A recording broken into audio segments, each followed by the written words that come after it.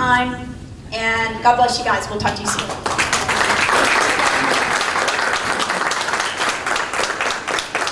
Well, I wanted to introduce Barbara for a special reason. Allen Area Patriots is 10 years old now, and Barbara was one of the first of our active members to come forward and start analyzing and researching, and which is something we need to continue doing. We still need people to come forward and research and fill us in and educate the community about government so that we can feel confident going forward and talking with our legislators. All right, so you have 2 handouts. Does somebody not have 2 handouts? Raise your hand if you don't have 2 handouts. Everybody does? Fantastic. All right, so I'm going to apply these 3 questions to all 10 of the proposed amendments.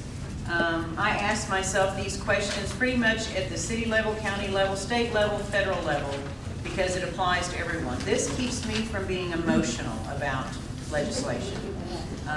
So please take that home, read it. I also have the explanation up on my website, ntcl.org, which will be on the last screen, and you can look at that also.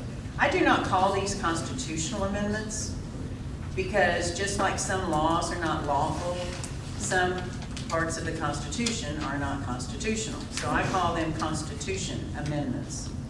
I'm going to go through, just like Angela did, the enabling legislation to explain the background of some of these proposals also.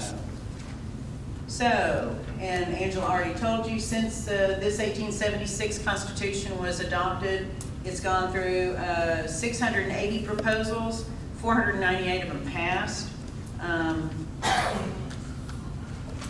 forgot my visual aids.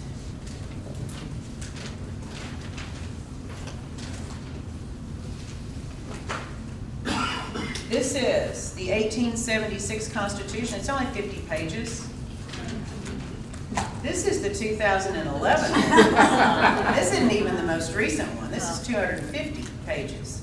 So I brought some extra ones that I have printed up. If y'all are constitutional nerds like me, you're welcome to come, whoever the first, 4 or 5 people to come up here and get those if you want to figure out what we're working off of, where we used to be and where we are now. I find it interesting. So, amendment facts. First, the Constitution can only be amended if a proposal, like you say, receives 2/3 approval from both legislative chambers. That's a minimum of 100 in the House and 21 in the Senate. And then placed on a statewide ballot and passed by 50% plus 1 of the voters that show up.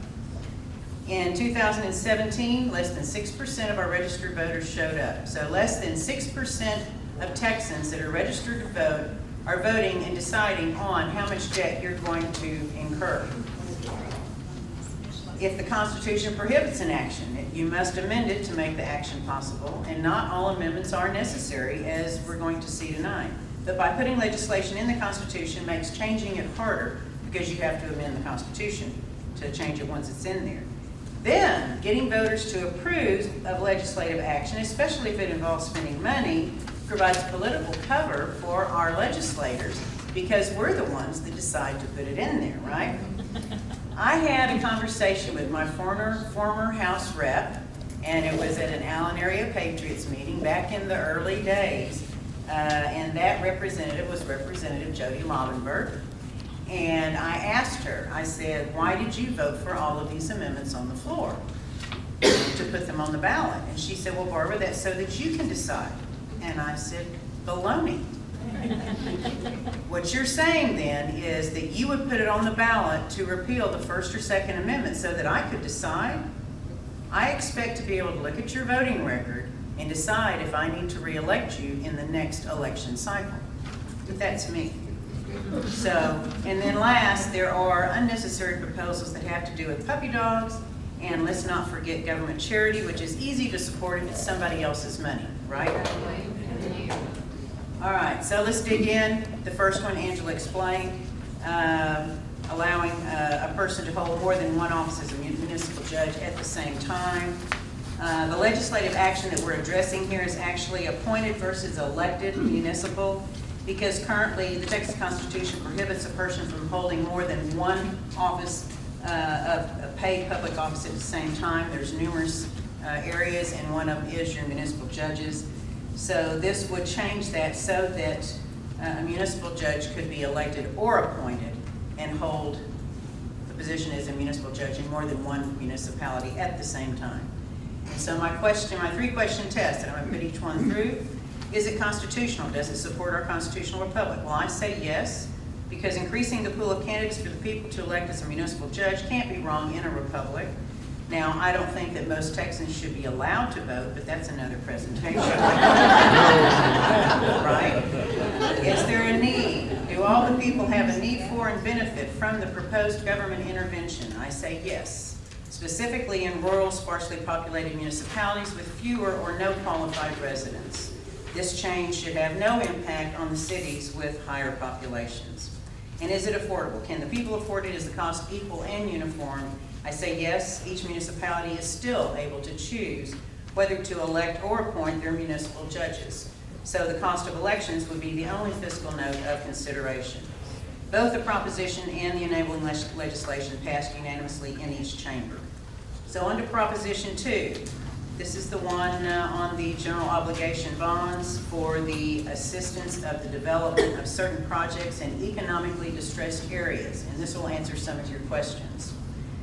Since the 1950s, people have been settling on property outside of cities, living without basic infrastructure, called colonias, which means neighborhood in Spanish. These are predominantly unincorporated areas. Most of these more than 2,000 colonia settlements are without water and sewage systems, electricity, and paved roads. County and state regulations did not require the developers to provide basic services if the land did not exceed a certain number of lots.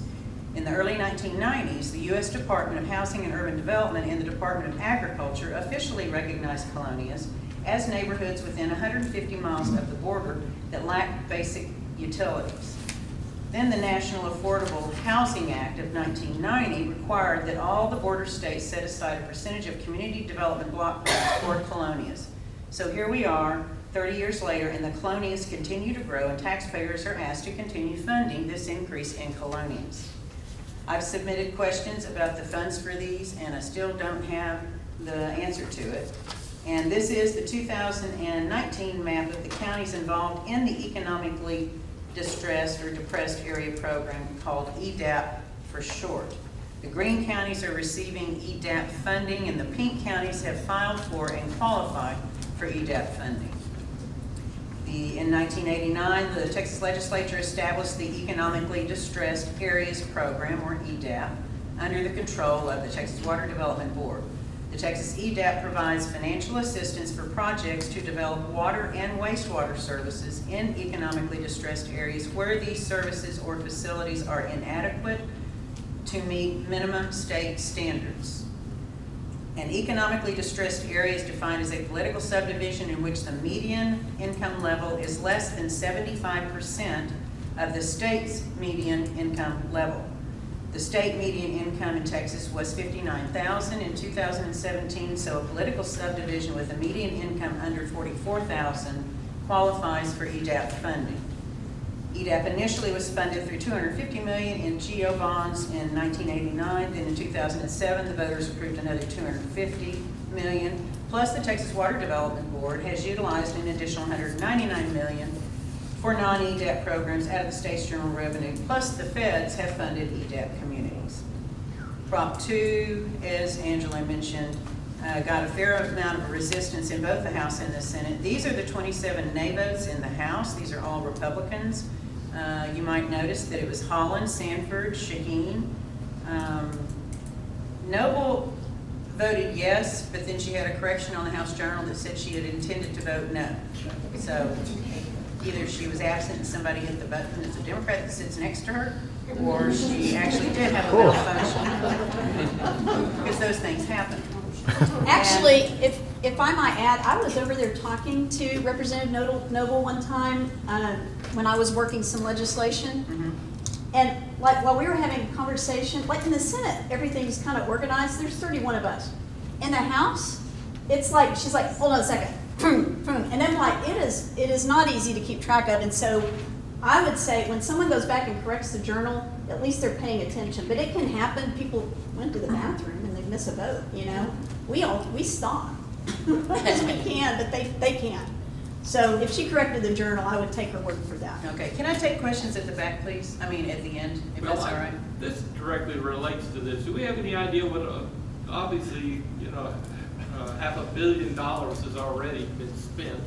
Do you have any idea what they did with it?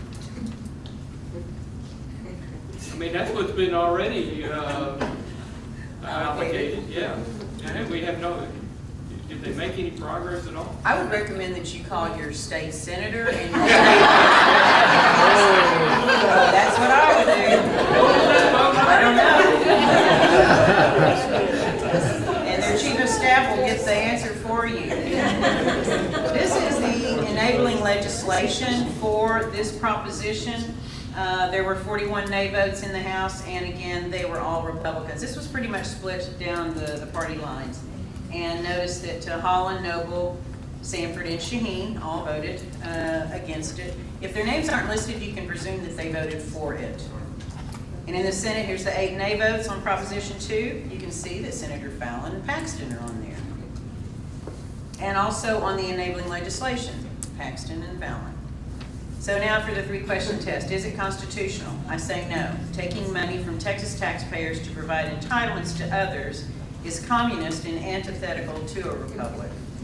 Is there a need? Does everybody have a need? No, only those who made a decision to settle on a plot of land that has no sanitation services. Other communities tax their residents to pay for these same services. Continuing to tax the incomes of all Texans to make these and promote these dependent lifestyles is not productive to liberty. Is it affordable? No, any increase in taxes is unaffordable, and some of the bonds don't have to be paid back, leaving Texas taxpayers holding the debt. On to Proposition 3. Okay, the constitutional amendment authorizing the legislature to provide for a temporary local option exemption from ad valorem taxation of a portion of the appraised value of certain property damaged by a disaster. Note the phrase local option exemption, meaning the exemption from property taxes is optional, not mandatory, as I will explain. And I also incorrectly listed the wrong Senate sponsor on your handout. It is not Shine, it should be Shine Betancourt, not Shine Taylor. So the background on this, in February 5th, 2019, the Governor Abbott, he declared disaster response to be an emergency item, citing Hurricane Harvey as the justification. So under Prop 3, a governing body of a taxing unit may adopt a temporary property tax exemption to property declared a disaster by the governor. This is a passive exemption with a time and assessment restrictions, and they will be, presuming that this passes, if a political subdivision does take advantage of this process, then it must do so within 60 days of the declaration. Then there are time requirements for the property owner to apply for the exemption, depending on certain property criteria. And the legislature prescribes the method of determining the amount and duration of the exemption, as well as the additional eligibility requirements. The county appraiser will still assess the level of the damage, level 1, 2, 3, or 4, and be in charge of accepting applications from the qualifying property owner within the applicable taxing units. House Bill 492, the enabling legislation, which makes this possible. Enabling legislation is the backup statutory legislation that basically is hanging in the wings until that proposition passes or not in November at the ballot box, because if you change the Constitution, nine times out of 10, you have to have statutory law to make it effective. Well, House Bill 492, the enabling legislation, will provide for the property tax exemption levels as you see here. Level 1 would be a 15 to 30% damage, which qualifies for a 15% exemption. A level 2 would be 30 to 60% damage with a water line less than 18 inches above the floor and no structural damage to the dwelling. That would be a 30% exemption. Level 3, at least 60% damage but not a total loss with a structural damage or water line more than 18 inches above the floor for a 60% exemption. And level 4 would be a total loss, meaning the repair of the property is not feasible, and that would be a 100% exemption. Generally speaking, this temporary tax exemption from ad valorem taxations for a qualifying structure would be 12 months or less, depending upon when the disaster declaration is made, when the tax bills are sent out. There's a lot of variables, but it's in that House bill, the enabling legislation, if you want to read it.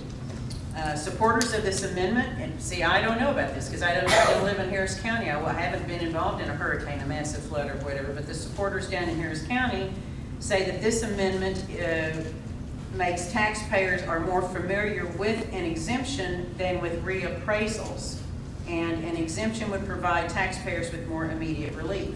Opponents to this say that the amendment would not go far enough, providing property tax relief to taxpayers following a disaster, and that any such relief should be mandatory and not passive.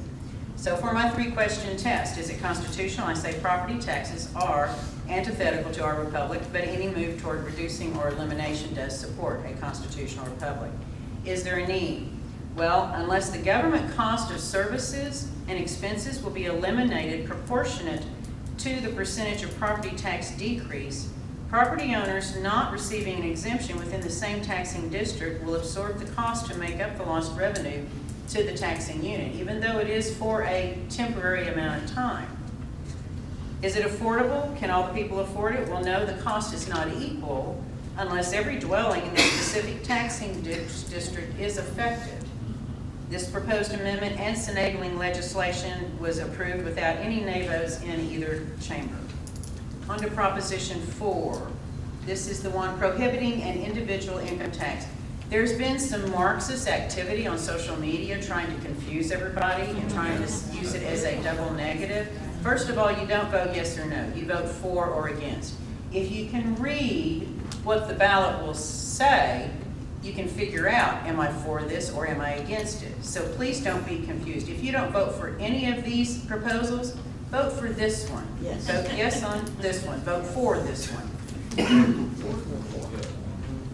The author on this was Leach, and the sponsor was Fallon, so we can be proud of that. Let's see. This is the wording in the current Texas Constitution that addresses a state income tax, and I've highlighted key words. Quote, a state law imposing a tax on incomes of natural persons, including a person's share of partnership and unincorporated association income, must be approved by a majority of the registered voters voting in a statewide referendum, close quote. So currently, a state income tax on individuals' income is not prohibited by the Texas Constitution. Rather, it allows the legislature to impose a net income tax at the ballot box, but it also has to state what that tax is going to be. And so that would just require 50%, a majority of both chambers to put it on the ballot. Now, if the Democrats take majority control of our state legislature again, and our Texas Secretary of State's elections administrator continues to issue instructions to all 254 county election administrators, regardless of whether an applicant puts a driver's license, a social security number, or whether they say that they are even a citizen of this country, to go ahead and issue them a number. Well, the number is supposed to be used to follow that application through the process. It's not supposed to be a registration number with a certificate to vote, but that's what they've been doing for the past decade. And that's why we have, 4 million voters on our rolls that don't even have a driver's license, they don't have a social security number, and we don't know if they're a citizen. So if we keep doing that, yeah, you might see an income tax. So be sure you vote for this one. So if it passes, this will all be repealed, what you see on the screen. And if Prop 4 passes, it will also remove current text in the Constitution that allows the state to impose a progressive income tax consistent with federal law, is what it says, as well as an ad valorem or direct property tax for maintenance and operation of local public schools. That tax would be in addition to what you already pay, your local school taxes. So if Prop 4 passes, all 2 pages will be eliminated, and it will be replaced with this short sentence: the legislature may not impose a tax on the net incomes of individuals, including an individual's share of partnership and unincorporated association income. So let's be clear on this. I'm going to skip this slide out of time, and go straight to Prop 4 was passed along party lines with the Republicans voting for and Democrats voting against. It is in the House it was 100 to 42, in the Senate it was 22 to 9, and again the 2/3 minimum was just barely achieved. Although we had 3 Democrats because we only had 19 Republicans. That's right. That's right. You did. Is it constitutional? Well, yes, because income taxes are antithetical to liberty and individual freedom, especially the Marxist progressive income tax. So prohibiting of such a tax is a good idea. Is there a need? Yes, most, if not all, citizens can appreciate more income in their pockets. Yes, it's affordable. The absence of a state income tax is equal for everybody. Proposition 5, which is the sporting goods tax. Basically, I watched all the committee hearings and any of the floor debate, which I was a little disappointed. There was not enough floor debate on a lot of these, so I couldn't really get a gist. And a lot of the committee hearings didn't put forth a whole lot of information either. But basically, statute already has the sales and use tax on sporting goods, and I don't have the definition of sporting goods here with me, but it's not all sporting goods. It's 94% is supposed to go to the Texas Parks and Water Department and 6% to the Texas Historical Commission. What this proposition will actually do is it will make it mandatory, and it will also expand the items that can be paid for out of those taxes, such as the 94% share of the Texas Parks and Water Department will also cover debt service on park-related bonds, benefit-related cost of Texas Parks and Water Department employees, and fund certain benefit programs under the Employees Retirement System in Texas. Of the 6% that goes to the Texas Historical Commission, that would make the money, that 6%, it would deposit it automatically into a separate account that would be dedicated strictly to the Texas Historical Commission. This is the fiscal note. There's not much of a loss. The question is, how come, if statute says that this is the way it's supposed to be divided up and supposedly not all that money was going where it's supposed to go, even with this particular proposition, the enabling legislation allows you to, the state legislature can still cut it back by 50% with a majority vote. So even though we've got it in the Constitution, the enabling legislation still allows the legislature to cut this back. So I'm really not sure why this is on the ballot. Is it constitutional? I say yes. Many of our state parks are located on land that is uninhabitable, such as floodplains or areas that are acquired through eminent domain, and such areas serve millions of Texans for a variety of reasons. Is there a need? Yes, for the same reasons that it is constitutional. And is it affordable? Yes, we're only talking about sales tax and a small amount of the lost revenue to the state's general revenue fund that's not currently going there. Proposition 6. Okay, this Cancer Prevention Research Institute. As you said, in 2007, the voters approved a constitutional amendment which created the Cancer Prevention Research Institute, or CPRIT, and they approved issuance of state debt to the tune of $3 billion total, with a maximum of $3 million issued each year. And so here we are 12 years later, and the legislature wants to double that debt to $6 billion, and we must decide as voters, basically we're going to become legislators. The Texas Health and Safety Code explains the purpose of CPRIT, and that is to create and expedite innovation of cancer research, enhancing potential for medical scientific breakthrough in prevention and cures for cancer, to attract, create, or expand research capabilities of public or private institutions of higher education and other public or private entities that will promote a substantial increase in cancer research and in the creation of high-quality new jobs in this state. CPRIT is subject to the Texas Sunset Act and is set to expire in 2023. Is it constitutional? Well, I say yes. If you believe that taxpayers should fund research through more public debt and support government choosing the winners and losers. I say no if you believe that research should be funded through the private free market and university endowments. Is there a need? I say no. CPRIT does not fund many holistic, non-pharmaceutical, non-surgical cancer cures that have shown great success rates, such as the alternative therapies used at the Brzezinski Clinic down in Houston, which for 40 years has shown success through targeted immunotherapy. As a matter of fact, the Texas Medical Board has sued Brzezinski half a dozen times in an effort to shut him down. How many other free market research clinics have been shunted to protect the government-favored big pharma research? Is it affordable? I say no. Funding of CPRIT is based on Texas taxpayers funding additional debt for government to choose winners and losers. According to the Legislative Budget Board, the amendment would have a 2-year estimated cost of about $12.5 million in general revenue-related funds for debt service payments through fiscal 2020 to 21. It passed unanimously in the Senate, but in the House it received 15 nay votes, none of them in Collin County. Prop 7, the amendment that would allow increased distributions to the available school fund. The permanent school fund was set up in our 1876 Constitution. It consists of state-owned assets in the form of land, minerals, and investments from the sale of these items. It was set up as a perpetual fund to fund our public schools. The ASF, or the Annual School Fund, is it holds the allotments annually that they take from the permanent school fund to fund the public schools, and that's K through 12. That's not your universities. This is the exact wording of the amendment to the Texas Constitution, but since we're running out of time, I'm going to summarize it for you.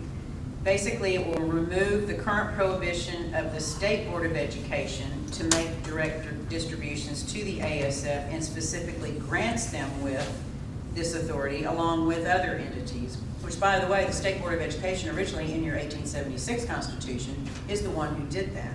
So we're going back to the 1876 Constitution.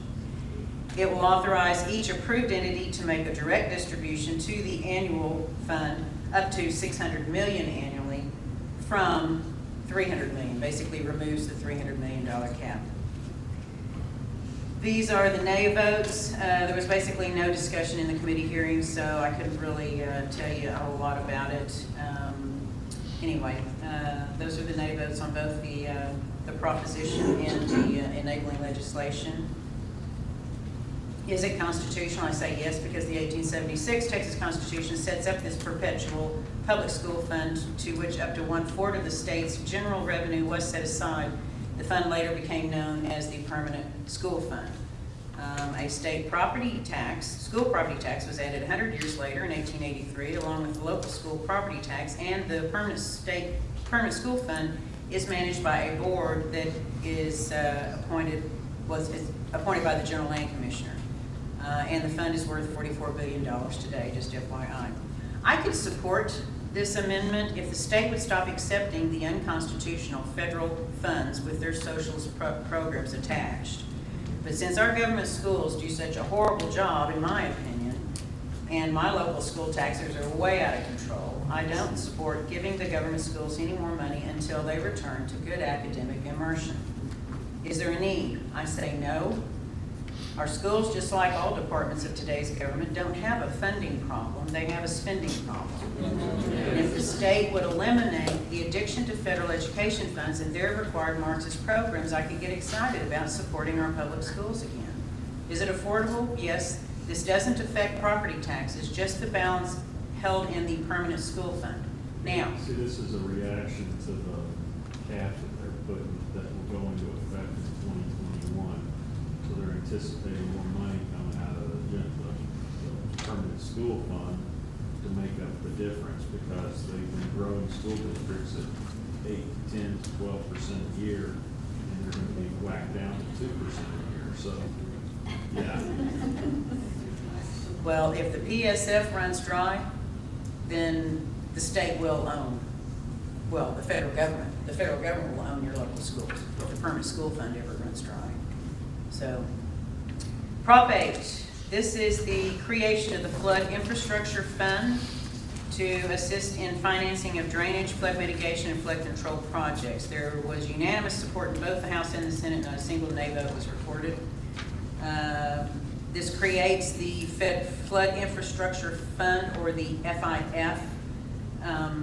This is in response to the governor's declaration, that we need to do something about flooding. Federal funds are available for flood projects after disastrous events, but counties and cities may not be able to put up the matching funds necessary to access that money. That's pretty much what this is about. And because of that, federal money has been left on the table. The Flood Infrastructure Fund, or FIF, that will be created by Proposition 8 will take money from the Texas Economic Stabilization Fund, or ESF, also known as our Rainy Day Fund. And the ESF was created in 1988 and is funded primarily with taxes on oil and gas production.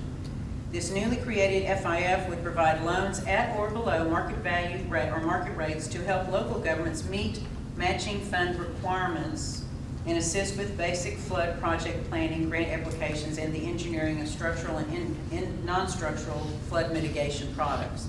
The FIF would be a special fund in the state treasury outside the general revenue fund and is provided by the enabling legislation. The fund will be administered and controlled by the Texas Water Development Board. The 3-member Texas Water Development Board is appointed by the governor, and that was created in 1957. The enabling legislation for Proposition 8 would appropriate approximately $3.26 billion from the ESF to the FIF and also allocate the first $3 million of the maintenance taxes collected from the insurance companies in Texas and deposit this to the new FIF. I searched for bills that were passed just this session which specifically addressed the Water Development Board, and I found 19 bills.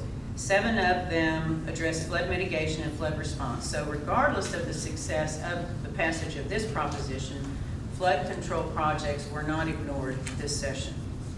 Is it constitutional? Yes. Government is instituted to protect individual property. Is there a need? Yes. Since floodwaters don't recognize the geographical boundaries of political subdivisions, the state assists in the coordination of efforts to mitigate flooding through expensive and often massive infrastructure projects. The Texas Water Development Board is the central agency for the planning and funding of these projects, and reportedly, federal matching money is left on the table due to smaller communities' inability to meet the certain criteria. However, one should also question the authority of the feds to fund local infrastructure with their strings attached. Is it affordable? Yes, it will offer low or no interest loans through the Flood Infrastructure Fund. So opponents to this proposition say that the Economic Stabilization Fund, or your Rainy Day Fund, should only be used for disaster response or relief or for other one-time expenses, since the FIF would be an ongoing state program. The money should come from the General Revenue Fund. So it passed in both chambers without a single nay. There was one nay vote in the enabling legislation, and that was Jonathan Stickland of Bedford. Moving on to Proposition 9. Senator Fallon is the sponsor. This is the one to exempt constitutional amendment. Your ballot will read, the constitutional amendment authorizing the legislature to exempt from ad valorem taxation precious metal held in a precious metal depository located in this state. This is authored by the same House representative that passed the Texas Gold Bullion Depository back in 2015. That's Representative Capriglione from Tarrant County. This is the website for the Texas Bullion Depository. If you haven't visited it, I highly recommend that you do. It's texasbulliondepository.gov. Also go online and Google Texas Bullion Depository and read all the stories about it, because we have supposedly gotten our gold back from the state of New York, and it's supposedly down in this gold bullion depository. Did we get it from Fort Knox too? I don't think there's any in there. I don't. It's an Area 51. That didn't work. They've done 2 audits on Fort Knox, and they only audited the same vault twice, and it's the gold that was melted down during the 30s. It's all all the coins that they got back when they declared that they weren't, people weren't allowed to have gold. I'll talk about that. So, Yeah, I'll talk about that. there was also a gold shipment that was bought by the Chinese that went to the Chinese. When? This is about a decade ago, and everything was hush hush and very, very quiet, and it was a fake gold. All right. It came from us, and they very quietly went about making it right for the Chinese, but that made me start wondering. We just 10 years gave half ago, of Texas. If we actually had the gold in Fort Knox. Well, Texas Constitution, Article 8, Section 1 requires all real and tangible personal property in the state to be taxed in proportion to its value unless exempt as required or permitted by the Constitution. Those red squares are in the wrong place because my thumb drive is different from his computer. The Prop 9 would amend the Constitution by adding this section that you see on the screen to the end of Article 8 in the Constitution, and I will read it. Section 1P will be added, and it will say, the legislature, by general law, may exempt from ad valorem taxation precious metal held in a precious metal depository located in this state. The legislature, by general law, may define precious metal and precious metal depository for purposes of this section. End. In 2015, Texas was the first state to pass a law to provide for a state-sanctioned bullion depository. A private company, Lone Star Tangible Assets, the chosen operator of the Texas Bullion Depository, is currently in the process of finishing the construction of a new expanded facility in Leander, Texas, just north of Austin in Williamson County. Currently, they're in Travis County. This Constitutional Amendment will help us to advertise the gold bullion's existence in Texas. Of course, gold and silver have always been considered legal tender, and the IRS doesn't tax money. Texas shouldn't either. On the other hand, notice that the new text on the screen says, and since these squares are in the wrong place, the legislature may exempt precious metals, not shall. So putting this in the Constitution allows the legislature to tax precious metals by statute in the future. Also of concern is the text only mentions precious metal held in a depository that is defined by the legislature. What about the gold and silver that many Texans hold in their physical possession on their private property or in a safe deposit box not defined as a precious metal depository by the legislature?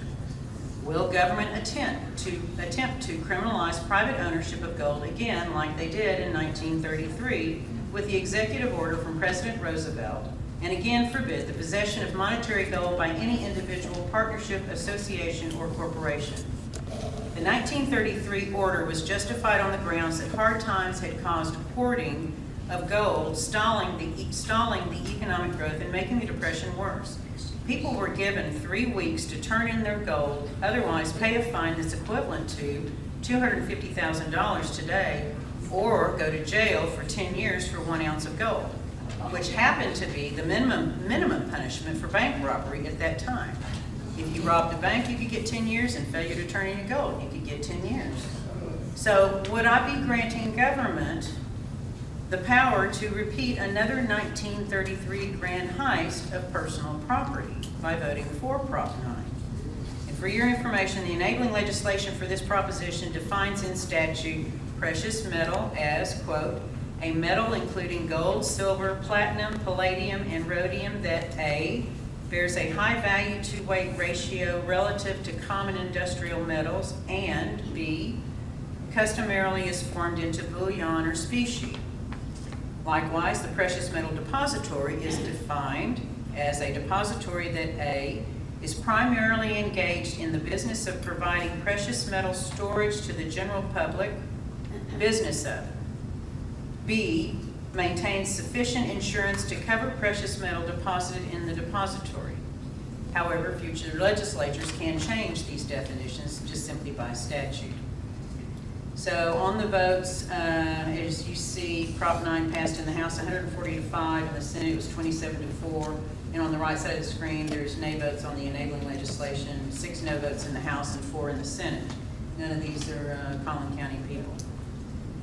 So the question, is it constitutional? I say yes, because precious metals have historically been the most popular form of legal tender, and the mere possession of legal tender is not taxable. Is there a need? I say no. Bullion and precious metals are not currently taxable. Where is the threat that it will be in the future, or does this amendment open that door? And affordability, can the people afford it? Well, if the state ever passes a law that precious metals not held in an approved state bullion depository shall be taxed, then no, Prop 9 is neither affordable nor is it just. And the final one, Proposition 10, to allow the transfer of a law enforcement animal to a qualified caretaker in certain instances. Yes, this is our own Sheriff Jim Skinner's bill. He actually proposed, I think it was 8, and 5 of them actually passed, right? Yeah. Correct. This one accounts for 2 of them. The constitutional amendment plus the enabling legislation actually got through the Senate. We need to elect Jim Skinner as our legislator. He has a good record, don't you think? And we should also vote yes for this because you don't want the sheriff at it. That's the That's That's I the bet- lawyer in. right. This one will pass higher than any because who's going to vote against puppy dogs? Right? This is guaranteed. So this is the new language that would be in the Constitution. Section 521, it will read, the legislature may authorize a state agency or a county, a municipality, or other public subdivision to transfer a law enforcement dog, horse, or other animal to the animal's handler or another qualified caretaker for no consideration on the animal's retirement or at another time if the transfer is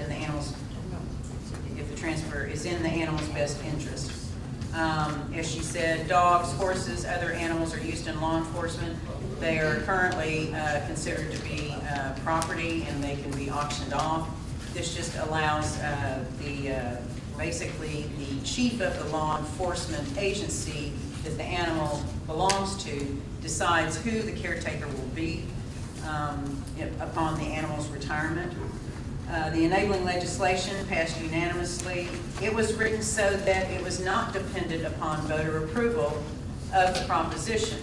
So actually, Senate Bill 2100 became law back in May and the governor signed it. So regardless of whether this proposition passes or not, the legislation is already in action and it doesn't really matter, but it'll make us all feel good if we pass it.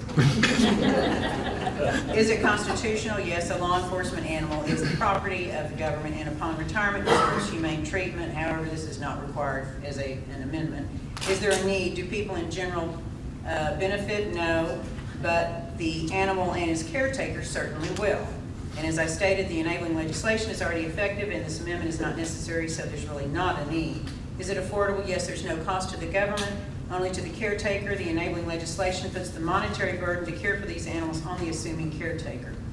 So if you weren't able to keep up with, did I not do that right? This is on www.ntcl.org. I've got links to where you can actually read the proposed amendment. You can read the enabling legislation. I've got all the votes up there also. But please vote, because last time only 6% of registered voters showed up.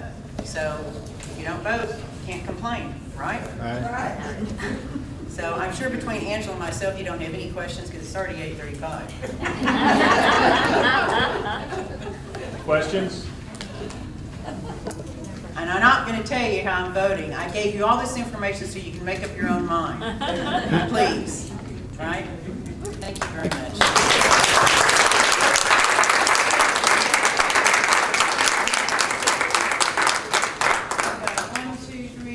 I got 5 of the 1876 Texas Constitutions. Whoever is first up here can have them.